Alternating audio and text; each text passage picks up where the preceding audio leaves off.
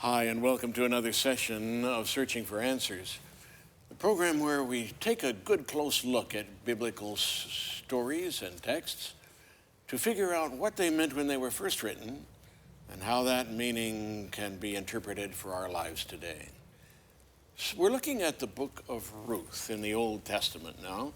Fascinating story, a story that starts out with three women, and here we are, three men talking about them. So let's introduce ourselves and we'll get into it. I'm Richard Rice. I teach at Loma Linda University. Bernard Taylor, Loma Linda University Church, retired. And John Jones, La Sierra University. Ruth, right after Judges and just before Samuel in the Old Testament. We haven't done much with the Old Testament, so this is a kind of a special foray on our part into the Hebrew Scriptures.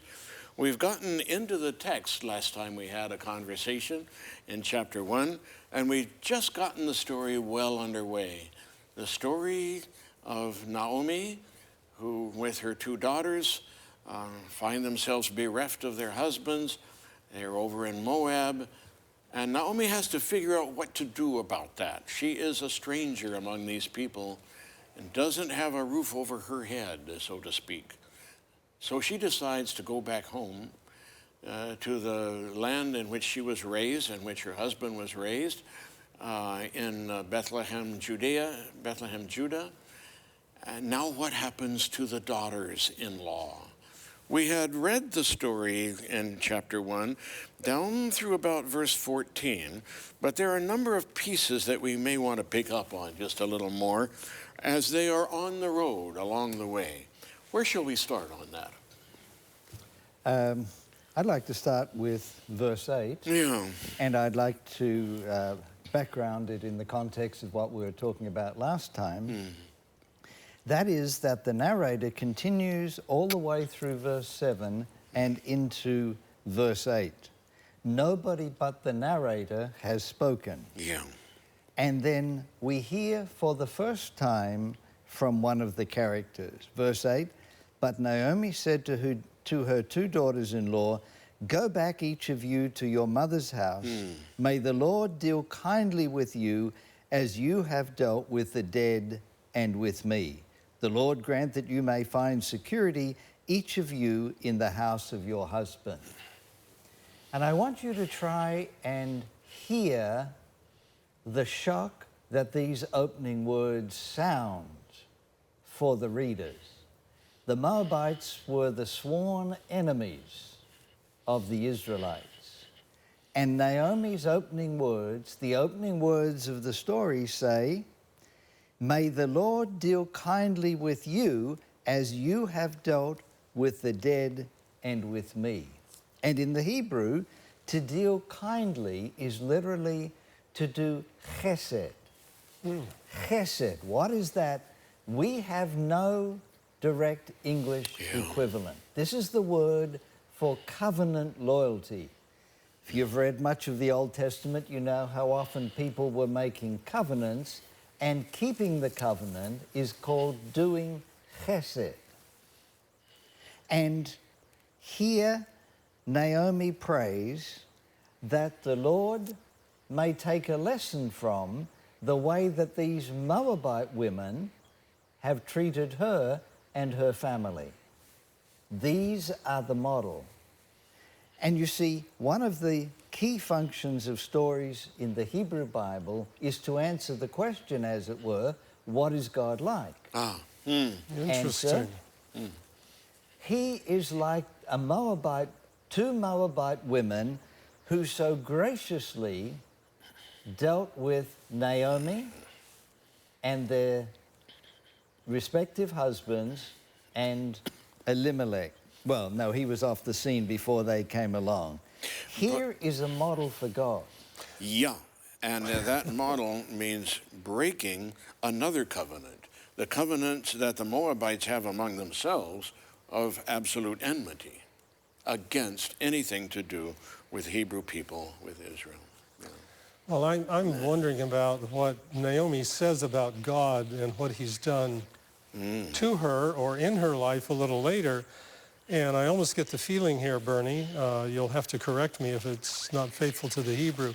If only God were as nice to me, or if only God were as nice to you as you have been with me, everything will work out. And so I think I like the idea that their behavior, their kindness has set a model that she hopes God will follow. Yeah, in verse 13, the Lord is making, right? Yeah, the hand of the Lord is turned against me. In fact, in 13, isn't it? God hasn't treated me as nicely as you have. Yeah.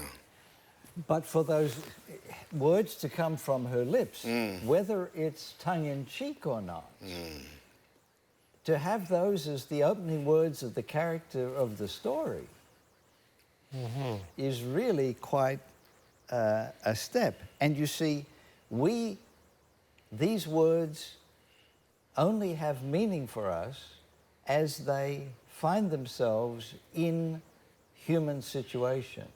We only have human terms, human concepts, human experiences by which to understand God. And to put it in that context is, I think, the beginning of that mystery that will unfold in the book. Now, it's true, as you say, of course, as it goes on, Naomi's bitterness begins to come out as she begins to recount it. But she doesn't blame the women for that. Yeah, right. They have been kind to her. And it's because she wishes them well that she repeats this. This is an ongoing conversation. First as they're walking along, and finally we can envision Naomi stopping, Here we are in verse 8, the opening words out of her mouth, go back. And look at 11, turn back. 12, turn back. Even down in 15, after Orpah has already turned back, she still says to Ruth, look, your sister-in-law has turned back. You return also. So here we have 5 mentions of that Greek word, shub, is it? To turn, to return, to turn back? Right. Built on that stem over and over again. This is an ongoing conversation, plea, tug of war, if you please, between these women. She lists all the reasons. I can't do this. Even if I could, that wouldn't work. Yeah, I mean, right, yeah. What are you thinking? What are you thinking? Yeah. It's time to... And what else could there be? We haven't heard from Ruth yet, and the words that she will say, and this is the economic level again. Yeah. I can't offer you anything. Yeah. And what plays in the back of my mind is the possibility that Naomi is aware of the fact that Ruth is a Moabite and how that will play. And maybe there's some circumstances for an Israelite in Moab that she has in mind being mirrored when she goes back home. And certainly the narrator won't let us forget the fact that she is a Moabite. We just don't know whether the Moabites had a common practice of levirate marriage, as the Israelites and many others did at that time. So we don't know whether they could expect naturally to be taken into the homes of their brothers-in-law or something like that. We just don't know, do we? Yeah. That's what Naomi envisages, but we don't know beyond that. Yeah, right. Yes. So here we are. They may be young. They're likely in their 20s, given marriage age in those days, and obviously still potentially fruitful. And so here in verse 15, look, she says, look. Now, okay, Orpah has gone back to her people. Notice what it says, to her people and her gods. Who your God was and what tribe or clan group or nationality or ethnicity you belong to were the same thing. God's people, these people have their gods, we have ours.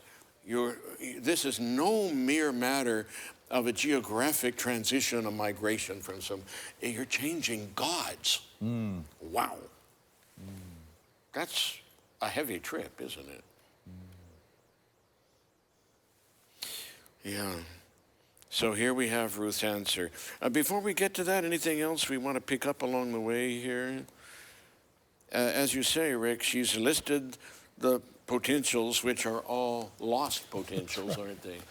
Well, she's made a a good case for not staying with her. No. It's almost like I'm going to do everything I can to send you back. Go back to your mother's house. You've been nice to me, but it's over. Yeah. It's tough. It's tough. It's tough. And here is Ruth in the face of that tough situation saying, as the old King James has it, you know, it echoes classically in our minds, entreat me not to leave thee. Huh? She says, don't urge me, don't press me to leave you or to turn back from following. There's that same word, to turn back, you know. Where you go, I will go. Where you lodge, I will lodge. Your people shall be my people, and by the same token, your God shall be my God. Where you die, I will die, and there will I be buried. May the Lord do thus and so to me and more as well, if even death parts me from you. Yeah, moving words.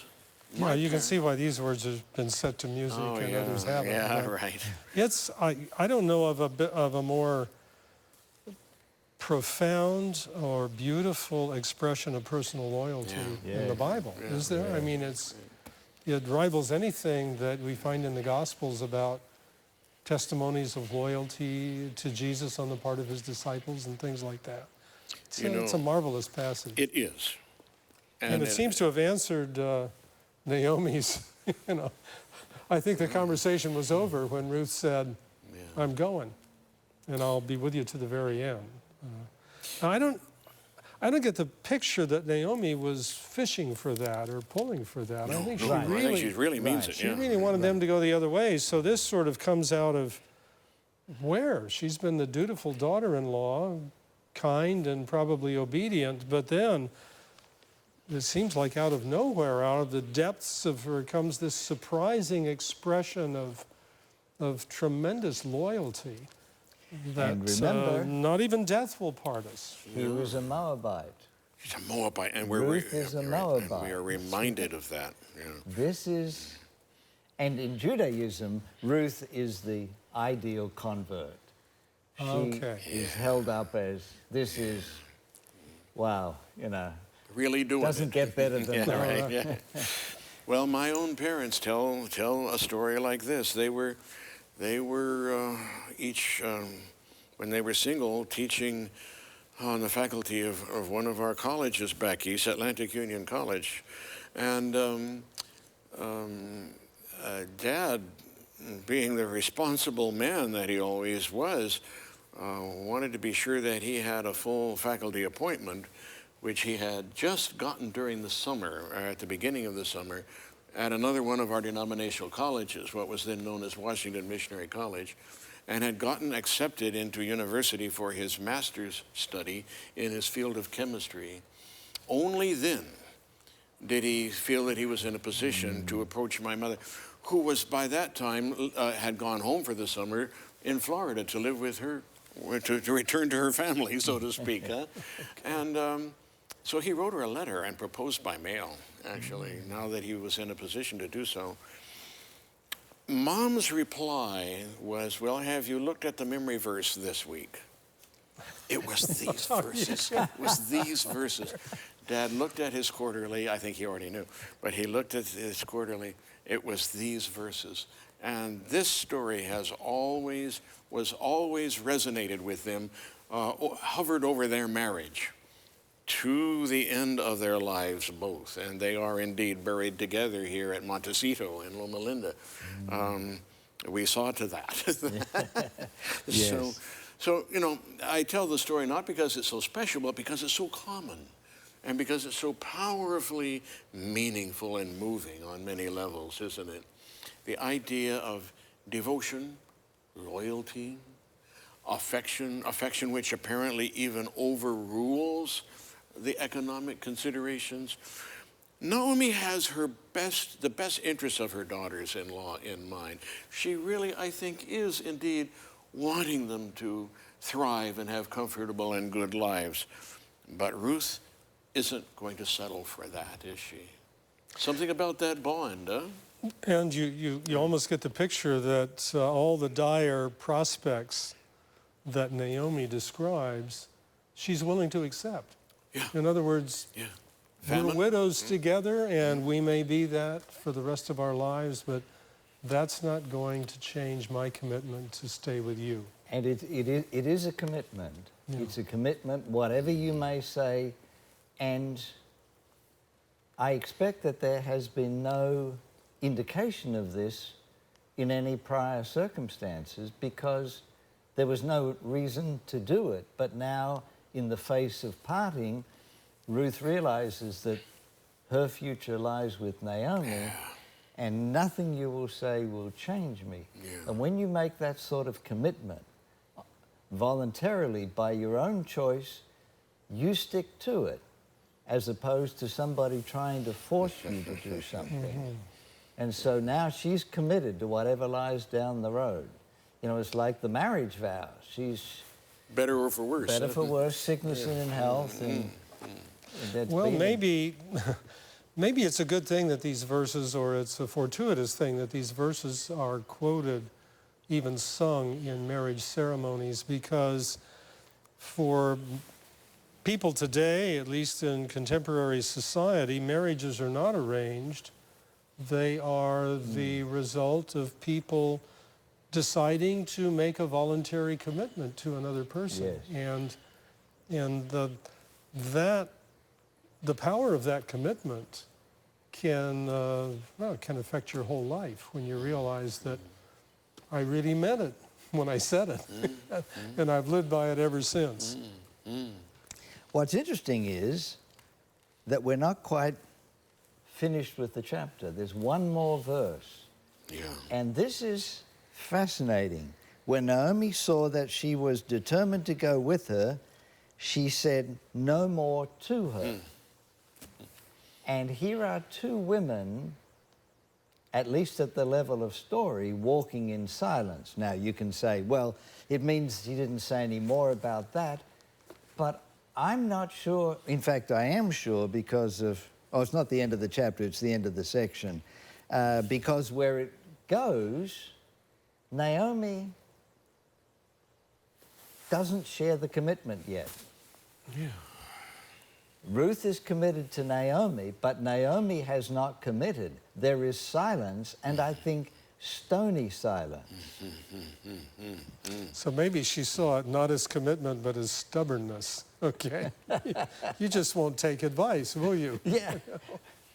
You don't know what lies down the road. That's right. You almost have a picture of Naomi walking along and Ruth kind of tagging along, afterwards. We What don't a know. naive girl I've Yeah. got here. Yeah. It's only going to get worse from this point on. Yeah. And of course, this is also the background for chapter 2, Exactly. when Naomi has her chance to show her value, and Ruth has the chance to show her value, and Naomi realizes slowly what she has gained. Yeah. Yeah. So, Rick, pick up with 19 and take us down maybe through the rest of that first chapter there. Okay, well, we've got another poem, not nearly as positive in its tone as the one that we just read from Ruth. So, in silence, I think we can interject. The two of them went on until they came to Bethlehem. When they came to Bethlehem, the whole town was stirred because of them, and the women said, "Is this Naomi?" She said to them, "Call me no longer Naomi, call me Mara, for the Almighty has dealt bitterly with me. I went away full, but the Lord has brought me back empty. Why call me Naomi when the Lord has dealt harshly with me, and the Almighty has brought calamity upon me?" So Naomi returned together with Ruth the Moabite, her daughter-in-law, who came back with her from the country of Moab. They came to Bethlehem at the beginning of the barley season. This is already the second time the word Mara, bitterness, appears here. We saw it already, didn't Yes, we? yes. In chapter 1, verse 13, wasn't it? Now she says, "That's my name. He has dealt bitterly with me, so call me bitterness." Yeah, call And me Naomi means pleasant. Right. Yeah, so a real contrast now. Yes. I think there's something profoundly insightful here about the nature of suffering. Yes. I teach a lot of classes to suffering, to the students preparing for careers in the health sciences. And one way of defining suffering is a life-changing loss. And certainly that, if you think about a name being the bearer of identity, particularly in biblical times, she's really saying, I have been so profoundly changed by what's happened to me that another name would be appropriate. I remember reading a story, reading an account of a man, a well-known professor, who lost a son in a climbing accident in Europe. And as he recounts the way that that's affected his life, he made the comment in a contribution to a book that he wrote, if you want to know me, you must know me as one whose son has died. And I think it's a great loss is not something you get over or put behind you or somehow, leave in the past. It's something you have to live with. Defines you. It defines you. It changes your identity. And if people want to know who you are beyond just the surface level, they're going to find out what great losses you've experienced. And I think that Naomi has spoken for sufferers through the ages when she says, I'm not the person I was. I can't go back. I'm changed as a result of this loss. And this is in the light of what Ruth committed to her. Yeah. Naomi is not yet able to hear that. So Ruth's not going back. That's, I think, all she's heard. And it's easy to wonder why when somebody, when an adverse period is reversed, why people aren't happy. But their emotions have been suppressed. You just can't, you have to live at the minimal level, and then when they reappear, they can be overwhelming, as happens here for Naomi. And though she has the remedy at hand, she has no time or place for it at this stage. It seems almost like a burden to her. So now I have to look after Naomi. I have to look after Ruth.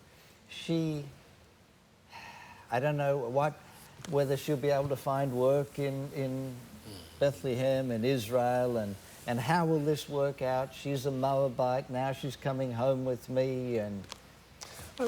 I wonder, thinking about the dynamics of their relationship, if Ruth is now an additional burden to her, given what she's already lost. And here this daughter-in-law's come with me, has rejected my advice about how to make a life for herself, and you've got this pledge of loyalty that has so arrested our attention on the part of Ruth. And Naomi doesn't say, isn't it wonderful that this loyal daughter-in-law who's, will not leave me alone in spite of everything. It's like, it's over for me, change my name. And by the way, here's my daughter-in-law who wouldn't go back like I told her to. I don't know. You can see a way of reading that in a couple of different directions to almost say she's ignored the pledge of loyalty on the part of Ruth, and they even see her now as a burden. Now there's two of us we've got to worry about, and not just me. Yeah, and she could, in the same set of circumstances when they find her, and of course, they're delighted to see her. She disappeared. She's been gone for a decade, and she turns up, and wow, finally we found Naomi. Is this Naomi? She's here. How wonderful. And she could have said, yes, this is Naomi. The Lord has dealt wonderfully with me. And this is my daughter-in-law, Ruth. Yes. and she is such a resource to me. What would I do without her? What would I do without her? But it's this note of bitterness. The Almighty has dealt bitterly with me. I went away full. Lord has brought me back empty. What of Ruth? Yeah. She clearly doesn't have a place for Ruth. Yeah. Why call me Naomi when the Lord has dealt harshly with me? Third time. And the Almighty has brought calamity upon me. So Ruth really is not on the horizon here. Yes. Yeah. Yes. She's there, but she's not there. Naomi returned with Ruth. who came back with her from the country of Moab. They came to Bethlehem at the beginning of the barley harvest. Yeah, isn't that interesting? And here, you mentioned a moment ago what Naomi means, a pleasant, and even has the idea of kind of fulfillment or fullness or something about it. She plays on that meaning of her own name, her erstwhile name. She knows what it means and says, "Why do you call me Naomi?" It's not like just saying, "Why do you call me Jane?" or something, which is what my name was. Why do you call me with that name that has such positive implications, overtones? Isn't that interesting? You know, and what we're dealing with here is boundaries. Boundaries between two inimical, implacable, irreconcilable enemies, right? And now we've got these two women, and which way are they going to go? And the story would say ordinarily split, you know. Yes, if this were a TV movie, Yeah. this would be time for an ad. you know? Exactly. Yeah, right. We've got this background of looks like things are interesting. Yeah. They've gone to another country. That's sort of the terrible things happen. Yeah. What do? They come back. Naomi is the stranger in one land. Ruth is the stranger in the other. So you've got these. Can the bond somehow overcome that? The rubber band is stretching. Yes. Is it going to snap either this way or this way, one way or the other, you know? Who stays where, finally? It is a story about migration, but it's a story about migration between boundaries between enemies, which makes it, and thus boundaries between two divinities, two divinesism, two religions, two gods or sets of gods.